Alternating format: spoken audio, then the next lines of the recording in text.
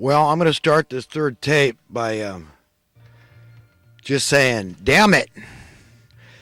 Because I really, honestly am trying my best to cut down the time I spend doing this video series. I know I have a very low audience, and that's great. One person is fine. One person. Even if nobody watches this stuff, I'm still on record, okay? My kids have access. They can know their dad better, know where I'm coming from. And I seek to instruct, to edify people as best I can. We all have blind spots. It's just like, you could put your thumb in front of your, and block out, you could put your thumb up and block out the sun, okay? And that's what we can do. So just because I say I'm correcting this person and that, it comes across arrogantly like I am saying I'm smarter than him in some way. That's to no avail. There's no profit in thinking I'm smarter than him. I don't want to be. I'm just trying to point out that you might have blind spots that you got to see, and they're very crucial. Because remember, this stuff, if you go to hell because I didn't do what I could, that's why I say this stuff that I put out in this video series way too important to me to want to involve money in this stuff. No. I'll do something else for money, okay? Because I need money. I'm just like everybody else. But the point is that anybody can have a blind spot. That's being deceived, self-deceived. I believe we're born masters of self-deceit. This is the whole original sin, this knowledge of good and evil. We have that propensity. We have the capacity to deceive ourselves. So this is what I try to get across to people. And it doesn't benefit me any to think that I'm smarter than anybody else. Okay, I'm not. I don't care to be. We're all just as smart. We have all the same potential. I don't care if you're brain damaged or you were born mentally retarded or anything. You still have it. We're all using like a tenth of our brains anyhow. Okay, we're unlimited in potential. If you're a human being, you're equal. You're a human being. You have the same capacity, capabilities, potential to be godlike as any other human being, because there's no advantage of being smarter or better than anybody else. We're all expressions, extensions of God, and equally beloved. That's why equality is such an essential ingredient in just simply getting it, man. You got to get it. Come out of the darkness. But like I said, if I don't do something to explain to people, you have blind spots. You're not getting this thing. That money really is the maggot in the ointment. Okay, the rotting maggot in the ointment. Okay, that people aren't getting. They're not seeing it because maybe it's the same color as the ointment. I'm trying to make up an analogy on the fly here. Okay, no pun intended. But the fly in the ointment, right? Okay, double entendre, whatever. But, the point is that I am making this analogy up on the fly. And it's like that because with money, it's not that I said I'm any different. Like if you offered me $1 million or a bite of my favorite food, obviously I too, even though I'm a money hater, I also am stuck here, okay, on planet Earth. So I'm a realist in that sense. I get it. Okay, I'm not denying the facts. I'm not living in denial. All I'm saying is I'm confessing it too. I'm saying I don't want that though. I want God's will to be done. And I believe when God's will is accomplished, there's not going to be any money. We'll be like the insects. If somebody offers you $1 million or a bite of your favorite food, we'll take the bite of our favorite food, just like any insect or any other creature on the face of the earth would take. That's only logical to them. And that's how we'll see things when God is ruling over the affairs of men on earth, when it's actually enacted. Because ultimately he does anyhow, because we all, have our come to Jesus meeting when we die. We don't have any more time to repent or change our belief systems. That's it.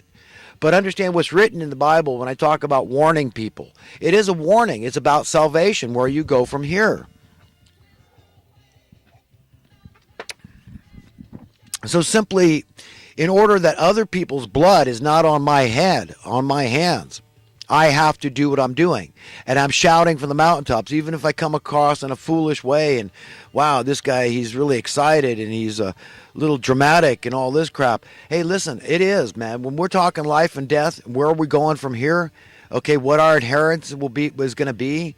Okay, that's a big deal. That's some serious stuff. And we've got to face the gravity of the situation. And we're in dire straits as a human race. And like Gerald Celente will say, when all else fails, they take you to war. Understand what's driving all this crap. The North Korea crisis, all these crises in Syria, all these problems were spread so thin all over the place. got this problem, but we're not focused. We're not focused on the money masters that are creating all these problems. That's who we need to focus on. And of course, the political whores, sycophants that go along with it. The top ones that give this illegitimate stamp of approval, that legalize, validate the crap that's going on. All these evil goings on are done by the politicians, the political class, and the money printing class in cahoots with each other, colluding. Okay, and it's sickening, against the best will of the American people. Even though the American people could shout and scream, and 90% of them could be against the banking bailout of '08, because we knew that wasn't true capitalism. We knew. Even if a lot of people said, well, it's going to cut my own throat, I'm going to shoot myself in the foot, but as long as everybody feels the pain together here, as my house price drops, okay, because that's what it should have done. That's called a market correction. Now we're entrenched. I mean, God, we are so screwed up we don't see this. That high housing costs are not good. We've got to understand cause and effect and chain reaction inflation. Understand how bad this is, man. Gosh, please understand what you're looking for here. Like I said, if Donald Trump progresses even a little bit, I'll vote for him again. And what I want to see is that $10 in my pocket is worth more. If it's worth 11, then he was a success, okay? That's what I'm talking about. That's the trajectory we need to get on. That's a trend. Only use true capitalism as a means to an end, and that's the best kind of capitalism. True free market, supply and demand, competition, risk, all that stuff, progress. Let the machines take our jobs. You don't worry about employment and all this crap when everybody's doing useful stuff. But you're looking for a rise in your standard of living through a rise in the worth of your currency, a reduction in your cost of living.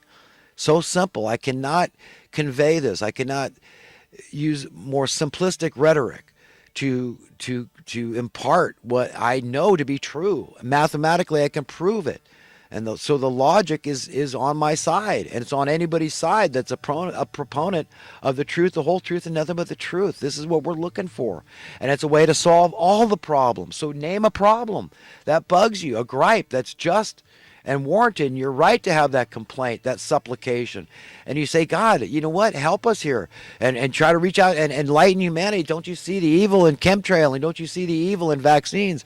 Don't you see the evil in the wars? Don't you see the evil in false flag operations? And don't you see the evil in the abortions? Don't you see the evil in the crime? Don't you see the evil in the debt?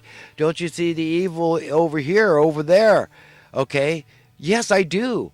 Do you see what I'm saying? That the way to get to the bottom of all of that, if you want all of it to go away, because it goes together. It's all part and parcel of the same problem. It's satanic, and it has to do with the money masters in control of the policies that we have to live under.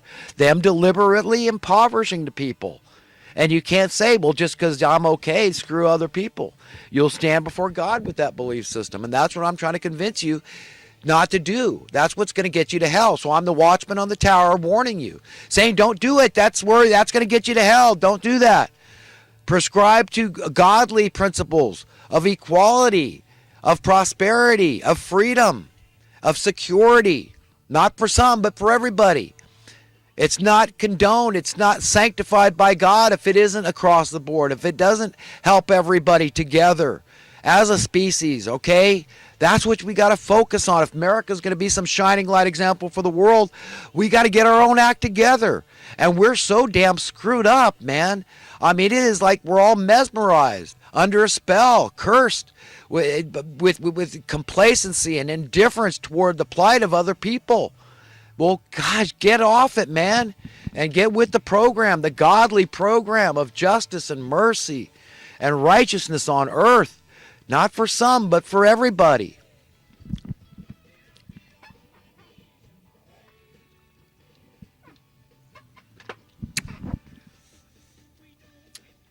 So I end in talking about isolationism, how they can change, the evil people creating the policies. I already mentioned who they are, and the New World Order cabal, all their minions, all these elitists, these hypocrites, the highfalutin, high-ranking politicians, and the money masters, okay, that are ultimately, this is Satan's throne, okay, because if you've got that kind of power, man, you could buy all the goods and services on the entire planet forever, if you maintain that power, okay, that's Satan's throne, folks. That's it. And that's where we need to be focused, bringing down the Fed.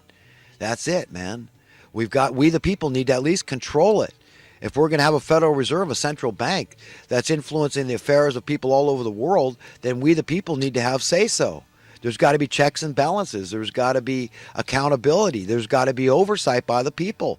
If not, I mean, things are just going to keep getting worse, Donald Trump or not, if we don't see these fundamental truths that I'm trying to convey. So these people will turn a good term into a bad term, okay, like protection. Oh, that's protectionism. What's so bad? I mean, if $10 a day is good wage in China and we're going to play this trade game with these people, well, we need to talk about that fact that that this is a middle class life in China is $10. What's $10 in America a day? Where's that going to get you? Okay, we need to be honest. We need to talk about these things when it comes to trade. All this tariff talk, all this stuff needs to be taken into account. Okay, because it's all nonsense, psychobabble rubbish.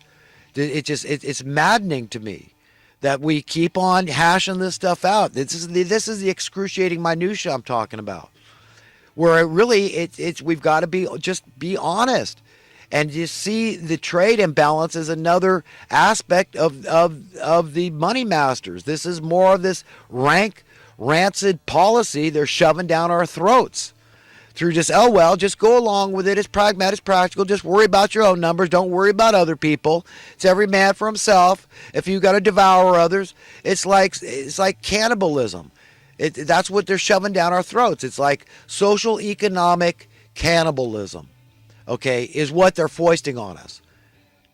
And they're so diabolical, okay? There's so many steps ahead of us, and people got to get that. They got to see that this crony capitalism is just a means to full-blown fascist statism, authoritarianism, totalitarianism, control. That's it.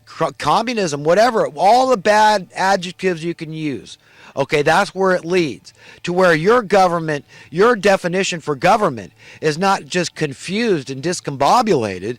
You don't realize that you're the government, that government property belongs to you, okay, that this planet belongs to you and everybody else. You don't understand that to be true. You just live in utter fear of the government. You can't say the wrong thing and offend a government official.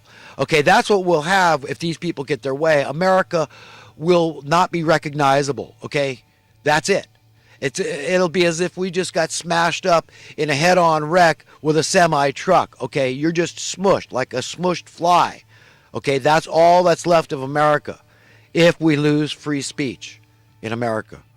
Be able to say what you want, but now even that's getting villainized, okay? And how? Because they say, oh, that's hate speech. You can't say that. You could face jail time. That's what they've done in Sweden. Who was it? Paul Joseph Watson is in town right now, right, from England. Jolly old England. I think he was interviewing this guy. Oh, no, maybe it was Owen Schroyer interviewing the guy from Sweden. But he's scared to death about speaking free speech because the government could come in. They could cite you. They could penalize you. They could punish you. They could just give you a ticket, whatever. But you can't, if they consider it hateful, so they've got no free speech. It's gone. They don't have any Americanism in Sweden. So, boy, I don't envy those people. But we've got to protect ours by everybody speak out. I say everything I've got to say and get it off my chest. I've got no violence in my heart. I've got no ill will toward anybody. Okay, so I'm perfectly safe. As radical as I can get is the things I'm saying. Is focus, man, focus. Focus on these illegitimate politicians that are legitimizing what the Federal Reserve does. Okay? Printing money and just getting their way, their policies, putting us in debt. They're the root and cause of all of our problems. Everything, man. All of it. The abortion, the drugs, the prostitution, the pedophilia, all the problems. That's it. You want to end them all. You focus, focus, focus. Paul Joseph Watson is a great dude. I like him a lot. He's incredibly intellectual, super articulate, way more than me. Cogent, coherent, and he's over from jolly old England. I lived in England for a spell when I was 8 years old, 8 to 9. Almost a year I spent on the Isle of Wight in the town of Ryde. I lived on, I think it was St. John Street on the Isle of Wight. I was a kid, and went to school there. That was a lot different. They wore uniforms, and it wasn't too bad. It wasn't like living. I lived in Ireland for a year, where they segregate the boys and girls. The boys go to the public school, which is run by Catholics, and the convents is where the girls go, run by Catholics again. The Protestants get no public funding, so they're discriminated against heavily.